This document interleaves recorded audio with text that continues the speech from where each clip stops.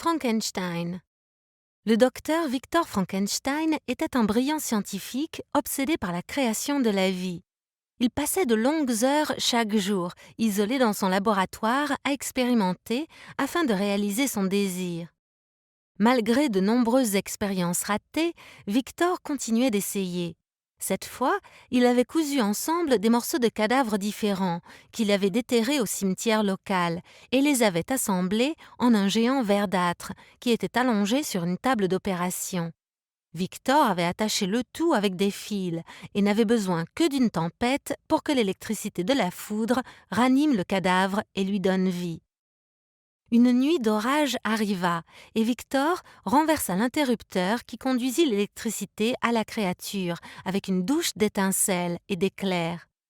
Dans un premier temps, rien ne se passa, mais soudain, Victor pouvait voir que la créature bougeait un doigt. La créature avait pris connaissance, et elle se leva et cria « Père !» Victor eut peur. Alors il s'enfuit, laissant sa création s'asseoir et découvrir de son premier regard le monde autour de lui. Il était seul et effrayé. Le monstre rugit en criant « Père, où es-tu » Victor tremblait de peur en se cachant et attendait que le monstre s'en aille. Après ce qui semblait être des heures dans l'obscurité, Victor n'entendait plus de bruit. Alors, il ouvrit la porte et jeta un œil à l'extérieur. La fenêtre avait été brisée et le monstre avait disparu. « Oh, qu'ai-je fait ?» se dit Victor, s'effondrant sur son bureau. Si quelqu'un trouvait ce monstre et découvrait que c'était lui qui l'avait fait, ce serait la fin de sa carrière et de sa famille. Il décida qu'il n'avait aucun autre choix que de traquer sa créature et de le détruire pour de bon. Pendant ce temps, la créature apprit les rudiments de la vie toute seule dans les bois. Comment manger, comment dormir, comment survivre. Elle apprit à parler et à écrire en se cachant dans l'ombre des arbres tout en regardant certaines classes par la fenêtre d'une école, et elle vola des livres quand personne n'était là. Des semaines passèrent, mais Victor continuait à la chercher dans les rues, tard dans la nuit avec son arme.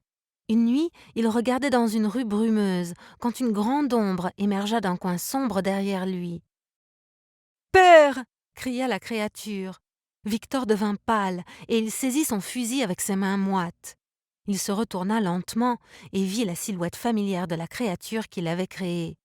« Ne bouge pas !» s'écria Victor, saisissant son fusil. « Pose donc ça, tu vas te blesser.